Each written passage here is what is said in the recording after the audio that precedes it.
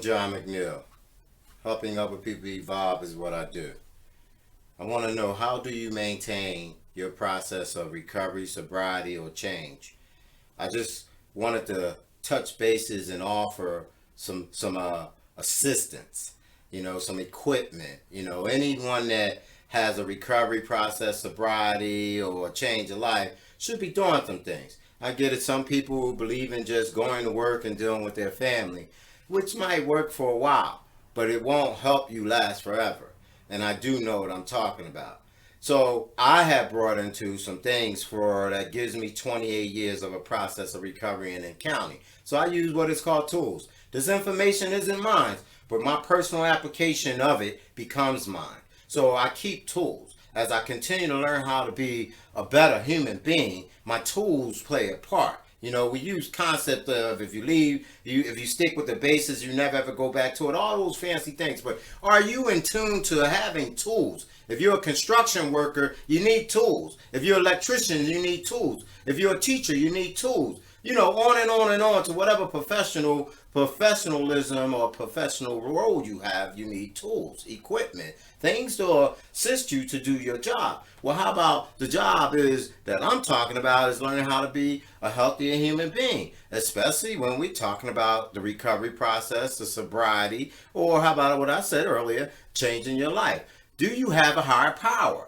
Most people get spooked out because they're against God and, all these other things. I have a higher power. And there's ingredients that comes with obtaining a higher power. It has to be loving and caring and greater than the concept or the illness that I'm addressing that's within me. But again, this video is to try to help you to gain if you don't have, or revise and make it better. And again, it's called tools of recovery. What is your higher power? Does it strengthen you to be better? Does it help you to endure when the difficulties is going on? Does it assist you when you're successful so you don't throw the monkey wrench in because you're not used to things going well? These are valid information, or should I say questions. I'd like for you to take a look at what type of tools are you carrying to help you be a better person, to heal your character and your personality. Because again, are you being guided? Is there a spiritual advisor? Is there a mentor? Is there someone that has the ability to uplift you or give you better guidance with the information that you're giving them? Hopefully you're practicing honesty when you're giving them the information.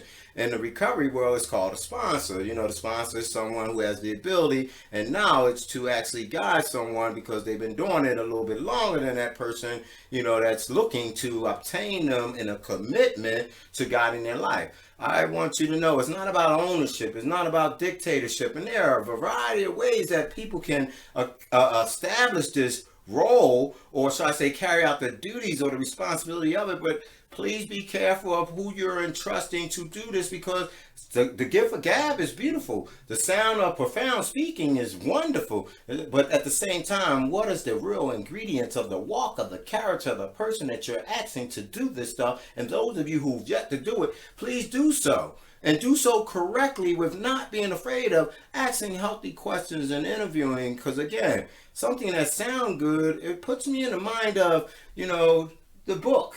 Every book that looks good may not be good when you read it. If you have time to read, most people won't. Technology has made us lazy as people, but I'm trying to tell you some insight about getting proper guidance to better in your life. We're fighting a war out here, and if you're fighting a war with broken tools or no real tools or unhealthy tools, you might not stand a chance to, get out of the trenches, or so I say you leave home and you come back, you're more distraught than you was before you left your house. Allow yourself to have someone that is having the ability to guide you. And like I said, utilizing the title as a sponsor, spiritual advisor, a guide, or a mentor, someone with good qualities as a leader or an example, to offering you an opportunity to be in a better you, not for you to be them, but being yourself. Again, this is about tools, and with anything that a person does, information is very important. And that's where, I'll narrow it down to what I've applied in my life, and it's called literature. Literature is insight to whatever organization, program, or thing that I'm going to do. It gives me the knowledge to know what am I embarking on. It gives me the knowledge to know if I need to apply or how to apply, even the solutions and so forth. And again, it goes back to what person are you having to guide you, mentor or spiritual advisor, sponsor. But the literature is kind of like the stuff that gives you better insight. It should match up to giving you the ability to improve yourself or helping you to withstand difficulties as well as when things are going well. Because most of the time people always focus on when things are wrong. But how about when things are right and you're not used to things being right, so it feels uncomfortable? But if you're obtaining knowledge, because sometimes the mind, has information, but it needs revised or increased with new information. And please do me a favor. Don't gather information with the concept of knowledge is power. Listen, most of the time on any given situation, you need information for it to be knowledge, but it doesn't become powerful or successfully used until you actually apply it. So I want to say, because this is personal stuff here, I personally have knowledge and it is powerful because of the application that I provide myself with when I'm walking into it. And let me tell you something. Practice, practice, practice, practice, because practice gives improvement, not for perfection. But again, literature, getting information about whatever it is that you're going to utilize to better yourself. So this way you can stand the best chance possible to be a new and improved you. And you won't always be ignorant. Ignorance is with one without knowledge. So arrogance is having knowledge, but you refuse to apply it. It's your choice. I want to move on to the next one, and it's called, fellowshipping, socializing, who you deal with, what kind of interactions are you having with people? Are you running around with people who are still, broken in the point where it doesn't increase your character, it decreases your character or stagnates you, and my presentation of my process of changing, my fellowship is important, and I don't need a whole bunch of people in it, but I like to have some healthy people involved in my life.